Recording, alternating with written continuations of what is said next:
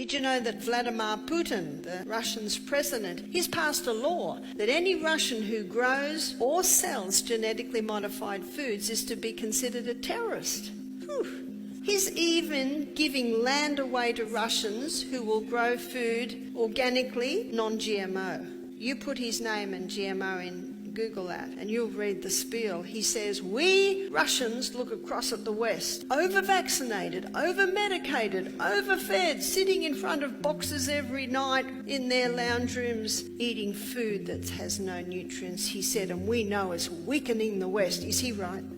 Absolutely right. Unfortunately, Monsanto is so powerful and so wealthy and so big, they win every court case where Australians want GMO to be labelled on the products. Happens in America too, it's unfortunate. So how do you know?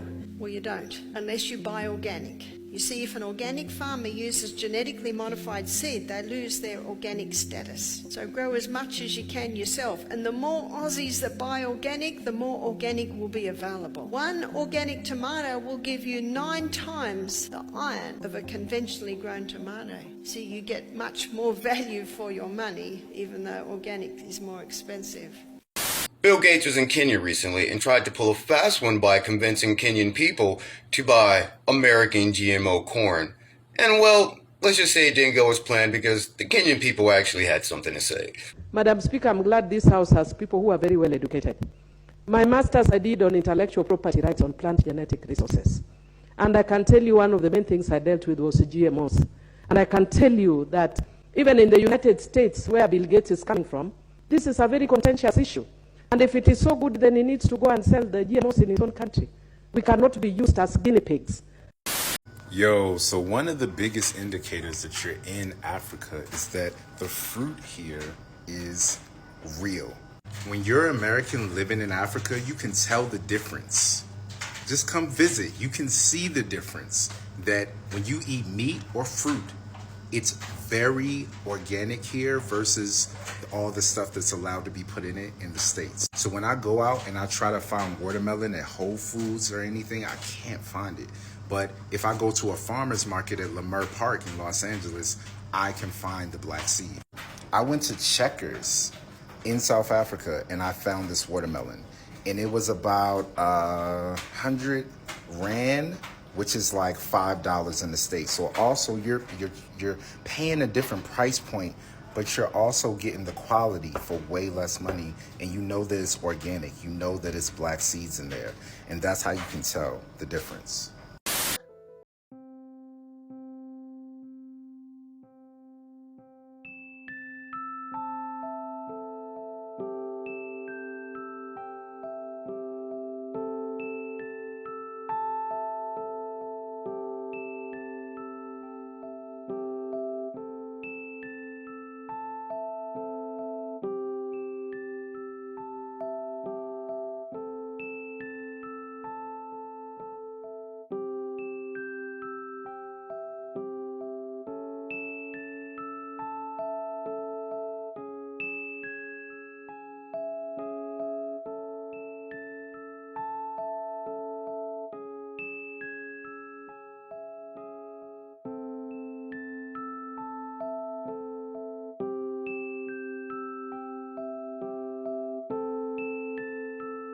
I don't know what we eating, but I know what we not eating. So the same bloke who funded this product is also behind these genetically modified mosquito programs. And just recently, they tried to bring that same experiment here to Australia in Queensland. However, the people successfully told them to politely piss off. Oxitec, the company that Gates has backed overseas, wanted to dump their lab-engineered mozzies all across North Queensland under the excuse of controlling dengue using the same controversial tech they've already used in Brazil and Florida and the Cayman Islands. And what they don't mention is that those trials overseas have been sketchy as hell. Locals complain about weird population rebounds, hybrid strains popping up, and also zero transparency. This isn't helping nature. This is tech billionaires playing God with ecosystems that they will never have to live in. But Australians took a hard pass and the petitions blew up, communities pushed back, and the license application has been withdrawn. For now, the message from the people seems very loud and clear. Don't mess with nature or our ecosystems, and that Gates should keep his cutting-edge experiments to himself. Lab-grown meat is made from cancer cells? A chicken or a cow or whatever, that's because regular cells from a piece of animal meat, for example, just simply don't grow fast enough. Regular animal cells only multiply a few dozen times. So yeah, you're never gonna get your lab-grown meat factory going with cells like that. You need a type of cell that will grow to infinity super fast. And you wanna know what cells multiply super fast? Cancer cells. Think about it. Tumors grow fast and get out of control, which is why cancer is so scary. But that also makes cancer cells the perfect catalyst for lab-grown meat. But obviously, people knew that the reason you can grow monstrous masses of meat so quickly was because you were using cancer cells. They would chuck their lab-grown meat right into the toilet. So you call them immortalized cells instead. Immortalized cells lines derived from various sources that have chromosomal abnormalities or mutations that permits them to continuously divide, such as tumors. So you mean to tell me the lab-grown meat is fucking cancer cells? Yeah, let that sink in. This is real meat, no compromise, made in front of you. So you grew this chicken in these tanks behind us? Yes. Without ever slaughtering a chicken? You could ask me that 1,000 times, and the answer is yes, yes, yes. We grew it right here. They're getting the oxygen. His company, Upside Foods, just received clearance from the USDA to start selling their meat, made at this production center in Emeryville, California. We'll be able to produce 50 to 75,000 pounds of meat every year, right away. What is the future of these chickens? Are we going to see them in our supermarkets soon? Hopefully in the supermarkets in the tropical countries, in Nigeria, in Indonesia, where it's very hot. For these farmers, it's easier and more efficient because there's no need... You don't have to pluck them. That's right. There's no need to pluck them. The proportion of meat on these birds is higher. So featherless chickens in the tropics, they grow faster than a bird with feathers because they don't get held up by the fact they're getting too hot. They're healthier, they cost less because you don't have expensive housing. Sounds fantastic. That's right. Good for the person, good for the bird. I bought this chicken at a local grocery store and immediately it started falling apart as I was getting ready to bread it and put it in the fryer. It started stringing up and it totally disintegrated after I filmed this video. Broke down into these stringy substance-like things. What is going on with the chicken? Does anyone have any thoughts on this?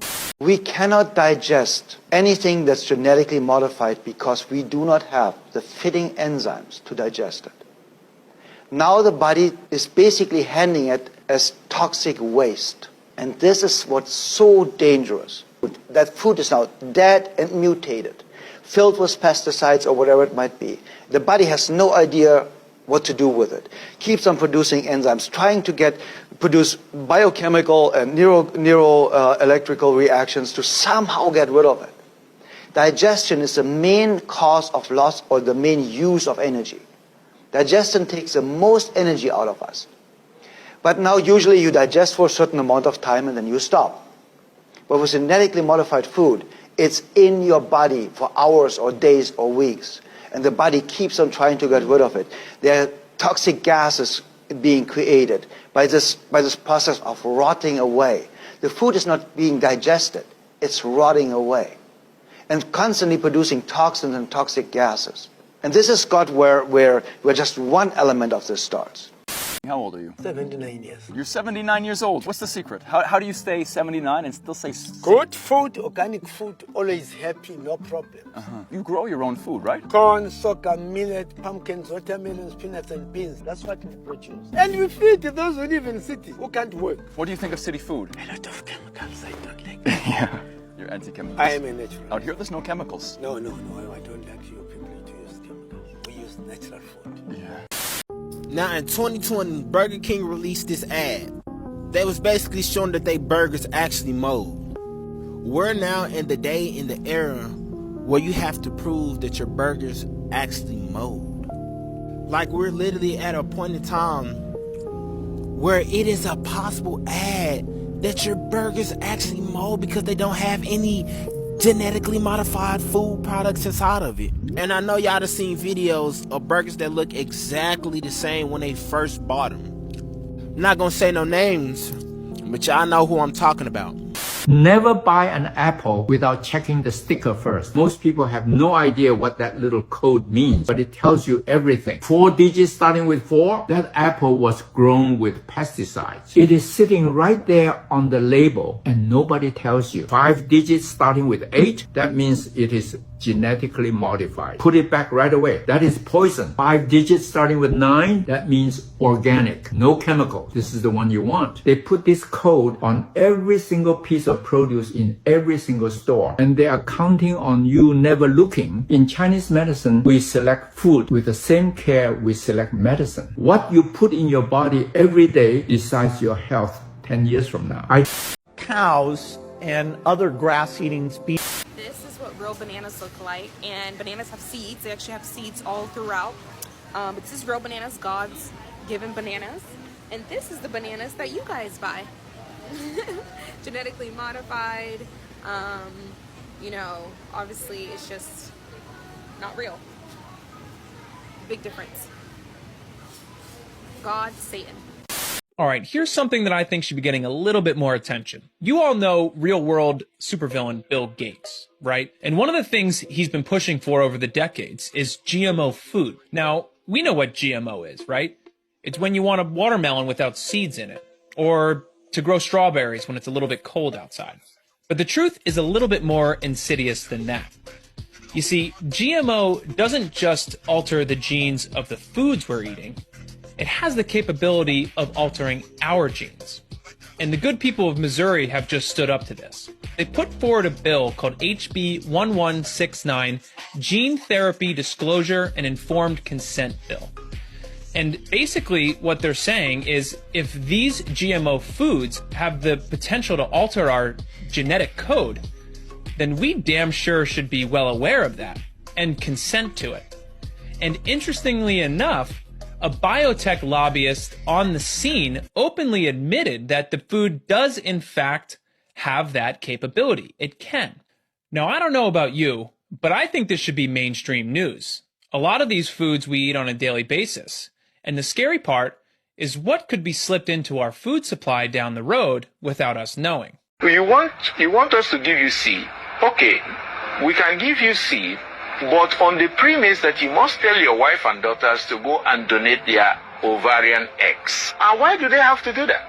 They have to do that because the Western countries need these ovarian eggs for cloning. And when he called us, and I must say, I was physically present when Bill Gates called us through the General Electric, who he awarded the contract to build 260 hospitals in Nigeria. So that it will be at his hospitals they will be harvesting these organs and harvesting these eggs. So he will now take us out of the health sector. He invited the leaders in the private health sector and said, okay, look, I'm ready to offer you money to leave the healthcare sector.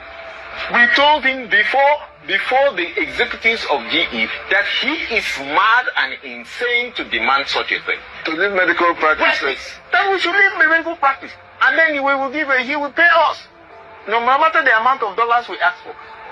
So we said, you are mad. We are not going to do that, and to hell with you. Is that really? We told him off before the executives of, I was personally present. The lab people, the president and secretaries of the lab, National Organization of the Lab, laboratory scientists was there. The president and secretary of the pharmacy, community pharmacist was there. And we told him to his face, to his presence, because they were talking on, it was a telecom conference, and then the executives of General Electric were there at the headquarters in Abuja. So we told him off that you cannot do that, even with all your money and all your thing, it's not going to be possible. And he told us they have already taken off the whole government hospitals. They bought the federal medical centers, they bought the university chain hospitals. I put all these products out. I call them products because they are not food, just sugar products. Now, only one of them is not made by Nestle. The rest are made by Nestle. You see, when I was a kid, I used to eat this, that one. and it's giving me diarrhea. This is given to children in Africa. The thing is, this is not food. These products cause illnesses. It is sugar concoction. They are ultra-processed nonsense. And they've been convinced for years by our, parents, years and years, to believe that this is food. This is not food. The funny thing is, when I mention any of this, my team haven't heard of it. It's only in the so-called third world or developing countries. I call them the colonial countries. All of them eat this because they brought the colonials and they brought this kind of crap with Nestle. And everybody's eating it. It's become normal. When I was a kid, I used to have this with hot water and a slice of bread with margarine on it. That's what I had. No one, I was always sick. Guys, wake up, please. There is proper food in Africa, especially Africa. The land is good. Eat of the land. Eat animals. Don't eat this. This is not food. Please stop eating this nonsense. This is just made to take your money and to make you ill. Even if you're okay eating it, in the long run, they'll come and bite you. Wake up, people.